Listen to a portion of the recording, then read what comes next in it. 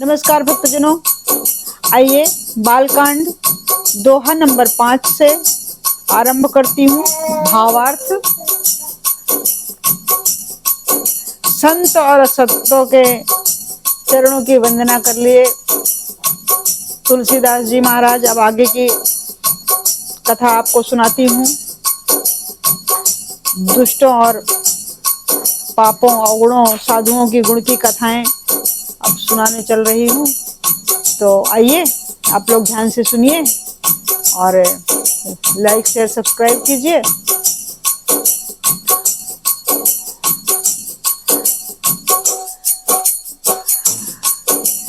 गुरु वंदना श्री गुरु चरण सरोज रजे निज मन मुकुर सुधारी वरनौ रघुबर बिमल जसे जो दायक फल चारी बुद्धिहीन तनु जानिके सुमिरो पवन कुमार बल बुद्धि विद्या देहु मोहि हरहु कलेश विकार गजाननं भूतगणादि सेवितं कपित्थजम्बो फलचार भक्षणं उमासुतं शोक विनाशकारिकं नमामि विघ्नेश्वर पंकजम् मनोजवं मारुतितुल्यवेगं जितेन्द्रियं बुद्धिमतां वरिष्ठं वातात्मजं वानरयूथमुख्यं श्रीरामदूतं शरणं प्रपद्ये श्रीरामदूतं शरणं प्रपद्ये। राम कथा के रसिक तुम भक्ति राज मत धीर आए सुआसन बैठिए तेज पुंज कपिवीर। हे हनुमान जी महाराज, मैंने सुना है जहाँ जहाँ श्री राम की कथा होती है वहाँ वहाँ आप आकर के बजाजते हो। तो हे हनुमान जी, हनुमत डटे रहो आसन पर जब तक कथा राम की हो, जब तक कथा राम की हो, जब तक कथा राम की हो। हनुमत डटे रहो आसन पर जब तक कथा राम की हो। जय सिया राम, जय जय सिया राम, जय राम जय राम, जय जय राम, जय सिया राम, जय जय सिया राम। तो आइए भक्तजनों, आपको भावार्थ शुरू करती हूँ।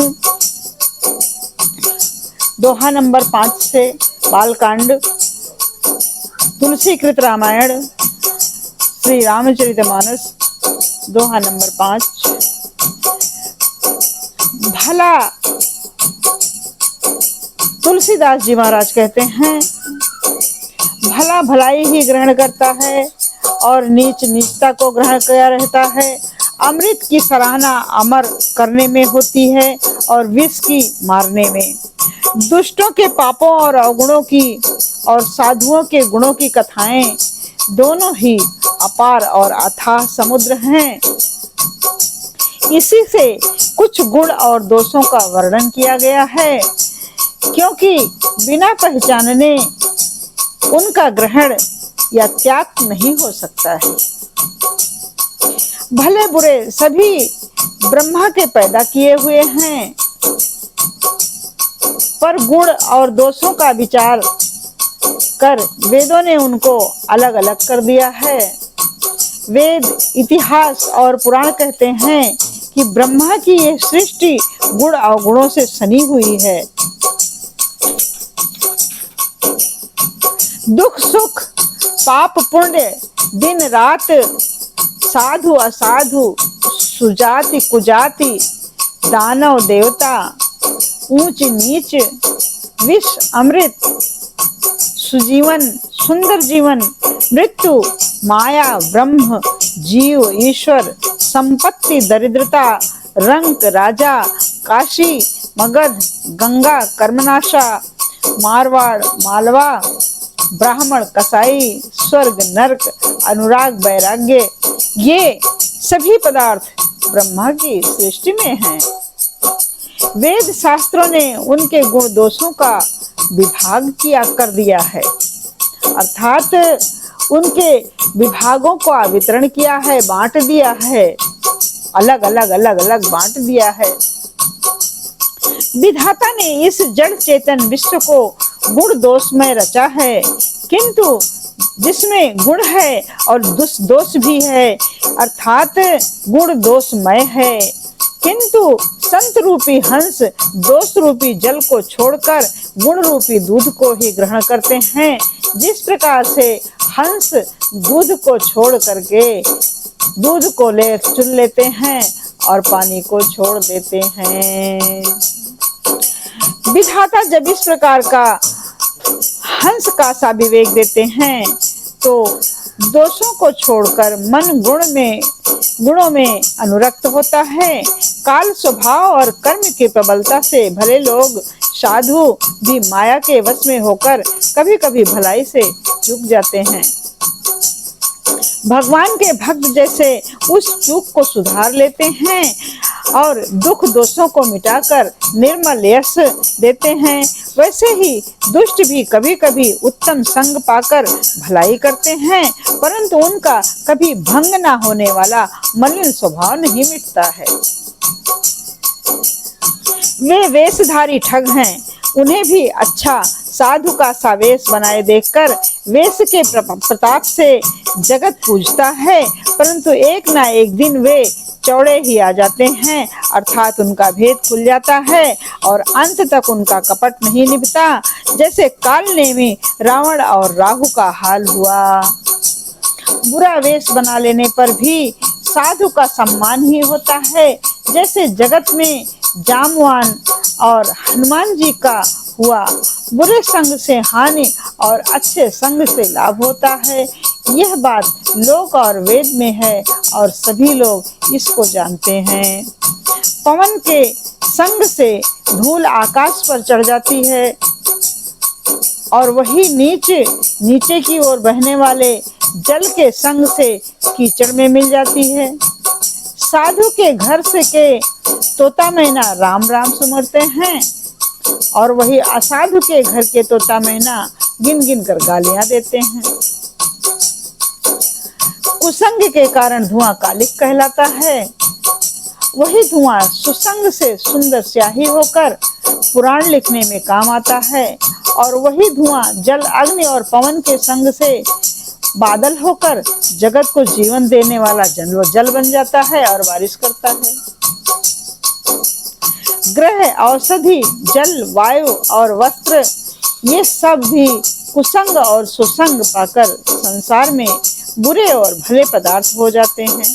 जैसे चतुर एवं विचारशील पुरुष ही इस बात को जान पाते हैं।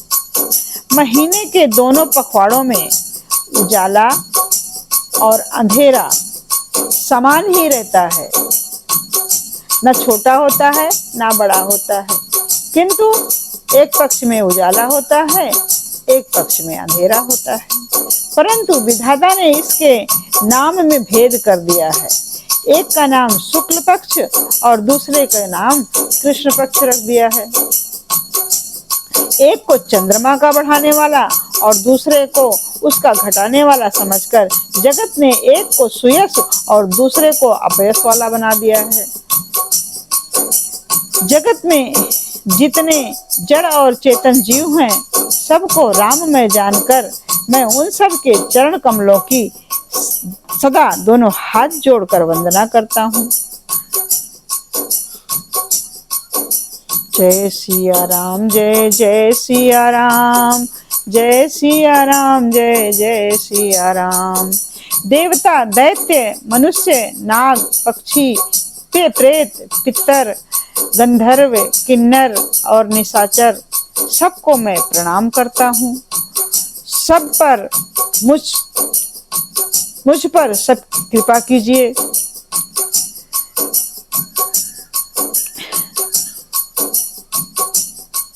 सिए राम मैं सब जग जानी, करऊं प्रणाम जोर जुग पानी। इस प्रकार से तुलसीदास जी महाराज भावार्थ का वर्णन करते हैं। 84 लाख योनियों में 4 प्रकार के स्वेदज, अंडज, उद्भिज, जरायुज जीव जल, पृथ्वी और आकाश में रहते हैं। उन सब से भरे हुए इस सारे जगत को श्री सीताराम में जानकर मैं दोनों हाथों को जोड़कर प्रणाम करता हूँ। मुझको अपना दास जानकर कृपा की खान आप सब लोग मिलकर छल छोड़कर कृपा कीजिए। मुझे अपने बुद्धि बल का भरोसा नहीं है, इसीलिए मैं सबसे विनती करता हूँ। मैं श्री रघुनाथ जी के गुणों का वर्णन करना चाहता हूँ, परंतु मेरी बुद्धि छोटी है और श्री राम जी का चरित्र अथाह है। इसके लिए मुझे उपाय का एक भी अंग अर्थात कुछ लेस मात्र भी उपाय नहीं सूझता। मेरे मन और बुद्धि कंगाल हैं, किंतु मनोरथ राजा हैं। मेरी बुद्धि तो अत्यंत नीची है और चाह भी बड़ी ऊंची है। चाह तो अमृत पाने की है, पर जगत में जुड़ती छाछ भी नहीं है, अर्थात छाछ भी नहीं मिलती है। चाह रखता हूं मैं अमृत पाने की, सभी रखते हैं।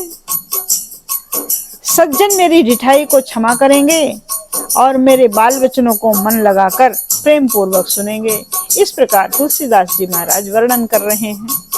जैसे बालक अपने जब तोतले वचन बोलता है तो उसके माता पिता उसे प्रसन्न होकर प्रसन्न मन से खुशी खुशी से सुनते हैं, किंतु क्रूर कुटिल और बुरे विचार वाले लोग जो दूसरों के दोषों को ही भूषण रूप से धारण किए रहते हैं, अर्थात जिन्हें पराये दोष ही प्यारे लगते हैं, वे हंसते हैं। रसीली हो या अत्यंत फीकी, अपनी कविता किसे अच्छी नहीं लगती, किंतु जो दूसरों की रचना को सुनकर हर्षित होते हैं, ऐसे उत्तम पुरुष जगत में बहुत नहीं हैं। हे भाई, जगत में तालाबों और नदियों के समान मनुष्य ही अधिक है, जो जल पाकर अपनी ही बाढ़ से बढ़ते हैं, अर्थात अपनी ही उन्नति से प्रसन्न होते हैं। समुद्र सा तो कोई एक बिरला ही सज्जन होता है, जो चंद्रमा को पूर्ण देखकर दूसरों का उत्कर्ष देखकर उमड़ पड़ता है। मेरा भाग्य छोटा है और इच्छा बहुत बड़ी है, परंतु मुझे एक विश्वास है कि इसे सुनकर सज्जन सभी सुख पावेंगे और दुष्ट हंसी उड़ावेंगे। किंतु दुष्टों के हंसने से मेरा हित ही होगा। मधुर कंठ वाली कोयल को कव्वे तो कठोर ही कहा करते हैं, जैसे बगुले हंस को और मेढक पपीहे को हंसते हैं, वैसे ही मलिन मन वाले दुष्ट निर्मल वाणी वाले को हंसते हैं। जो ना तो कविता के रसिक हैं और न जिसका श्री रामचंद्र जी के चरणों में प्रेम है, उनके लिए भी यह कथा कविता सुखद हास्य रस का काम देगी। प्रथम तो ये भाषा की रचना है, दूसरे मेरी बुद्धि भोली है, इससे यह हंसने के योग्य ही है। हंसने में उन्हें कोई दोष नहीं। जिन्हें ना तो प्रभु के चरणों में प्रेम है और ना अच्छी समझ ही है, उनको यह कथा सुनने में फीकी लगेगी। जिनकी श्री हरि अर्थात श्री भगवान विष्णु और श्री हर अर्थात भगवान शिव के चरणों में प्रीति है और जिनकी बुद्धि कुतर्क करने वाली नहीं है, जो श्री हरि हर में भेद या ऊंच नीच की कल्पना नहीं करते, उन्हें श्री रघुनाथ जी की ये कथा मीठी ही लगेगी। मैं विश्वास के साथ कहता हूँ, उन्हें ये कथा मीठी ही लगेगी। सज्जनगण को इस कथा को अपने जी में श्री राम जी की भक्ति से भूषित जानकर सुंदर वाणी से सराहना करते हुए सुनेंगे। मैं ना तो कवि हूँ, न वाक्य रचना में ही कुशल हूँ। मैं तो सब कलाओं से तथा सब विद्याओं से हीन हूँ, रहित हूँ। नाना प्रकार के अक्षर, अर्थ और अलंकार, अनेक प्रकार की छंद रचना, भावों और रसों के अपार भेद और कविता के भांति भांति के गुण दोष होते हैं। इनमें काव्य संबंधी एक भी बात का ज्ञान मुझ में नहीं है। यह मैं कोरे कागज पर लिखकर शपथ पूर्वक सत्य सत्य कहता हूँ। मेरी रचना सब गुणों से रहित है। इसमें बस जगत प्रसिद्ध एक गुण है, उसे विचार कर अच्छी बुद्धि वाले पुरुष जिनके निर्मल ज्ञान है उसको सुनेंगे। इसमें श्री रघुनाथ जी का उदार नाम है और जो अत्यंत पवित्र है, वेद पुराणों का सार है और कल्याण का भवन है और अमंगलों को हरने वाला है, अर्थात अमंगल को, किसी प्रकार के अमंगल को दूर करने वाला है, जिसे पार्वती जी सहित भगवान शिव जी सदा जपा करते हैं। जो अच्छे कवि के द्वारा रची हुई बड़ी अनूठी कविता है, वो भी राम नाम के बिना शोभा नहीं पाती है। जैसे चंद्रमा के समान मुख वाली सुंदर स्त्री सब प्रकार से सुसज्जित होने पर भी वस्त्र के बिना शोभा नहीं पाती है। इसके विपरीत कुकवि की रची हुई और गुणों से रहित कविता को भी राम के नाम एवं यश से अंकित जानकर बुद्धिमान लोग आदर पूर्वक कहते और सुनते हैं, क्योंकि संत जन भौरे की भांति गुण ही को ग्रहण करने वाले होते हैं। यद्यपि मेरी इस रचना में कविता का एक भी रस नहीं है, तथापि इसमें श्री राम जी का प्रताप प्रकट है। मेरे मन में यही एक भरोसा है, भले संग से भला किसने बड़प्पन नहीं पाया है। बस मैं इतना ही समझता हूँ कि जो भले सत्संगत में रहते हैं उनको उनके साथ ही बड़प्पन अवश्य मिलता है। धुआं भी अगर के साथ संग से सुगंधित होकर अपने स्वभाव के कड़वेपन को छोड़ देता है। मेरी कविता अवश्य भद्दी है, परंतु इसमें जगत का कल्याण करने वाली राम कथा रूपी उत्तम वस्तु का वर्णन किया गया है, इससे यह भी अच्छी ही समझी जाएगी। तुलसीदास जी महाराज कहते हैं कि श्री रघुनाथ जी की कथा कल्याण करने वाली और कलयुग के पापों को हरने वाली है। मेरी इस भद्दी कविता रूपी नदी की चाल पवित्र जल वाली नदी गंगा जी की चाल की भांति टेढ़ी है, परंतु प्रभु श्री राम रघुनाथ जी के सुंदर यश के संग यह कविता सुंदर तथा सज्जनों के मन को भाने वाली हो जाएगी। संसान की पवित्र राख भी श्री महादेव जी के अंग के संग से सुहावनी लगती है और स्मरण करते ही पवित्र करने वाली हो जाती है। श्री राम जी के यश के संग से मेरी कविता सभी को अत्यंत प्रिय लगेगी। जैसे मलय पर्वत के संग से काठ मात्र चंदन बनकर काष्ठ मात्र पेड़ पौधे चंदन बनकर के वंदनीय हो जाते हैं, उनमें चंदन की सी खुशबू आने लग जाती है। फिर क्या कोई काठ की तुच्छता का विचार करता है?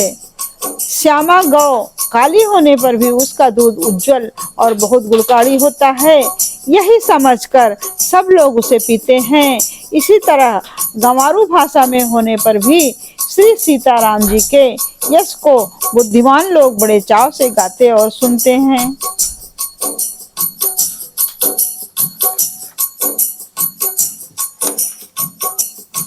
मणिमाणिक और मोती की जैसी सुंदर छवि है, वो सांप पर्वत और हाथी के मस्तक पर वैसी शोभा नहीं पाती है।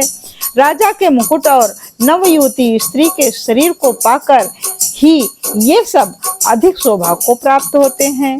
इसी तरह से बुद्धिमान लोग कहते हैं कि सुकवि की भाषा भी कविता भी उत्पन्न और कहीं से होती है और शोभा अन्यत्र कहीं पाती है। अर्थात कवि की वाणी से उत्पन्न हुई कविता वहां शोभा पाती है जहां उसका विचार प्रचार तथा उसमें कथित आदर्श का ग्रहण और अनुसरण होता है। कवि के स्मरण करते ही उसकी भक्ति के कारण सरस्वती जी ब्रह्मलोक को छोड़कर दौड़ी दौड़ी चली आती हैं। सरस्वती जी की दौड़ी आने की वो थकावट श्री रामचरित रूपी सरोवर में उन्हें नहलाए बिना दूसरे करोड़ों उपायों से भी दूर नहीं होती। कवि और पंडित अपने हृदय में ऐसा विचार कर कलयुग के पापों को हरने वाले श्री हरि के यश का गान करते हैं। संसारी मनुष्यों का गुणगान करने से सरस्वती जी सिर धुन कर पछताने लगती हैं कि मैं क्यों इसके बुलाने पर आई। बुद्धिमान लोग हृदय को समुद्र, बुद्धि को सीप और सरस्वती को स्वाति नक्षत्र के समान कहते हैं।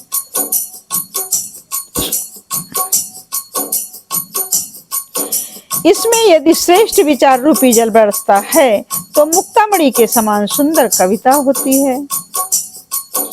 उन कविता रूपी मुक्तामणियों को युक्त से बेध कर फिर श्री रामचरित रूपी सुंदर धागे में पिरोकर सज्जन लोग अपने निर्मल हृदय में धारण करते हैं, जिससे अत्यंत अनुराग रूपी शोभा होती है।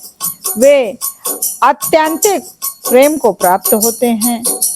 जो कराल युग में जन्मे हैं, जिनकी करनी कौवे के समान है और वेश हंस का सा है, जो वेद मार्ग को छोड़कर कुमार्ग पर चलते हैं, जो कपट की मूर्ति और कलयुग के पापों के भांडे हैं, जो श्री राम जी के भक्त कहलाकर लोगों को ठगते हैं, जो धन, लोभ, क्रोध और काम के गुलाम हैं और जो धींगा धींगी करने वाले धर्म ध्वजी, धर्म की झूठी ध्वजा फहराने वाले दंभी और कपट के धंधों का बोझ ढोने वाले हैं। संसार के ऐसे लोगों में सबसे पहले मेरी गिनती है। तुलसीदास जी महाराज अपने आप को इस तरह से वर्णित करते हैं। यदि मैं अपने सब गुणों को कहने लगूं तो कथा बहुत बढ़ जाएगी और मैं पार नहीं पाऊंगा। इससे मैंने बहुत ही कम अवगुणों का वर्णन किया है। बुद्धिमान लोग थोड़े ही में समझ लेंगे। मेरी अनेकों प्रकार की विनती को समझकर कोई भी इस कथा को सुनकर दोष नहीं देगा। इतने पर भी जो शंका करेंगे वे तो मुझसे भी अधिक मूर्ख और बुद्धि के कंगाल हैं। मैं ना तो कवि हूँ न चतुर कहलाता हूँ। अपनी बुद्धि के अनुसार श्री राम जी के गुण गाता हूँ। कहाँ तो श्री रघुनाथ जी के अपार चरित्र, कहाँ संसार में आसक्त मेरी बुद्धि है।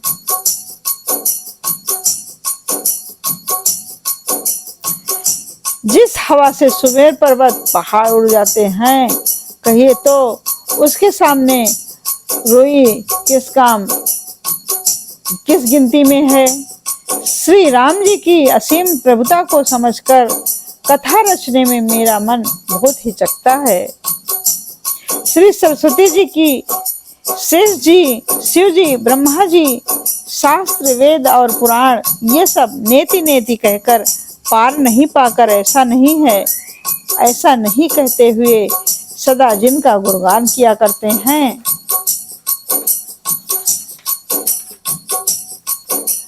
सदा जिनका गुणगान किया करते हैं।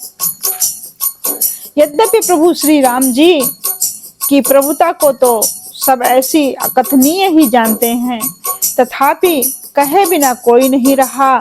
इसमें वेद ने ऐसा कारण बताया कि भजन का प्रभाव बहुत तरह से कहा गया है, अर्थात भगवान की महिमा का पूरा वर्णन तो कोई कर नहीं सकता, परंतु जिससे जितना बन पड़े उतना भगवान का गुणगान करना चाहिए, क्योंकि भगवान के गुणगान रूपी भजन का प्रभाव बहुत ही अनोखा है। उसका नाना प्रकार से शास्त्रों में वर्णन है। थोड़ा सा भी भगवान का भजन मनुष्य को सहज ही भवसागर से तार देता है। जो परमेश्वर एक है, जिनके कोई इच्छा नहीं है, जिनका कोई रूप और नाम नहीं है, जो अजन्मा सच्चिदानंद और परम धाम है और जो सब में व्यापक और विश्व रूप हैं, उन्हीं भगवान ने दिव्य शरीर धारण करके नाना प्रकार की लीला की है। नाना प्रकार मतलब अनेक अनेक अनेक प्रकार की लीला की है। वह लीला केवल भक्तों के हित के लिए ही है, क्योंकि भगवान परम कृपालु हैं और शरणागत के बड़ी प्रेमी हैं, जिनका भक्तों पर बड़ी ममता है और कृपा है। जिन्होंने एक बार जिस पर कृपा कर दी, उस पर फिर कभी क्रोध नहीं किया है, क्योंकि वो तो स्वयं भगवान हैं। वे प्रभु श्री रघुनाथ जी गई हुई वस्तु को फिर प्राप्त कराने वाले गरीब नवाज, दीन बंधु, सरल स्वभाव, सर्वशक्तिमान और सबके स्वामी हैं। यही समझकर बुद्धिमान लोग उन श्री हरि का यश वर्णन करके अपनी वाणी को पवित्र और उत्तम फल, मोक्ष और दुर्लभ भगवत प्रेम देने वाली बनाते हैं। उसी बल से महिमा का यथार्थ वर्णन नहीं है, परंतु महान फल देने वाला भजन समझकर भगवत कृपा के बल पर ही मैं श्री रामचंद्र जी के चरणों में सिर नवाकर श्री रघुनाथ जी के गुणों की कथा कहूँगा। इस विचार से वाल्मीकि, व्यास आदि मुनियों ने पहले हरि की कीर्ति गाई है भाई। उसी मार्ग पर चलना मेरे लिए सुगम होगा।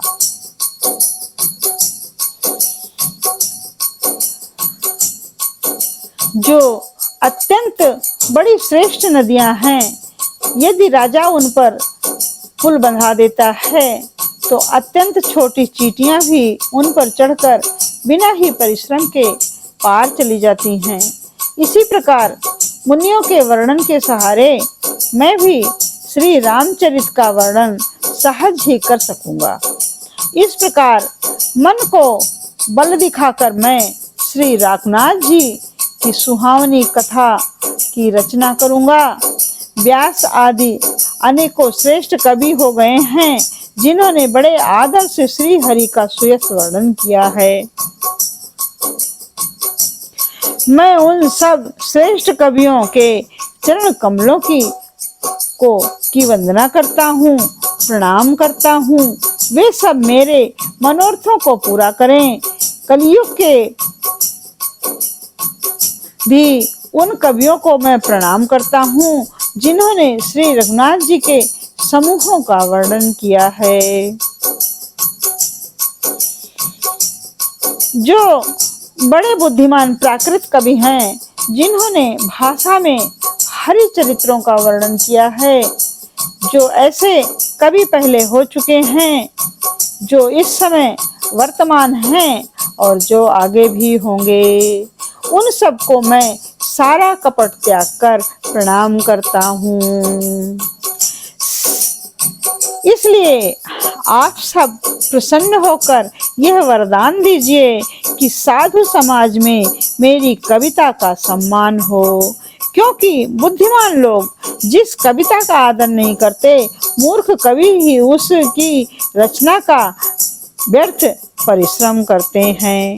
किंतु कीर्ति, कविता और संपत्ति वही उत्तम है जो गंगा जी की तरह सबका हित करने वाली हो। श्री रामचंद्र जी की कीर्ति तो बड़ी सुंदर है, सबका अनंत कल्याण करने वाली ही है, परंतु मेरी कविता भद्दी है। ये असामंजस्य अर्थात इन दोनों का मेल नहीं मिलता, इसी से मुझे इसकी चिंता है। परंतु हे कवियों, आपकी कृपा से यह बात भी मेरे लिए सुलभ हो सकती है।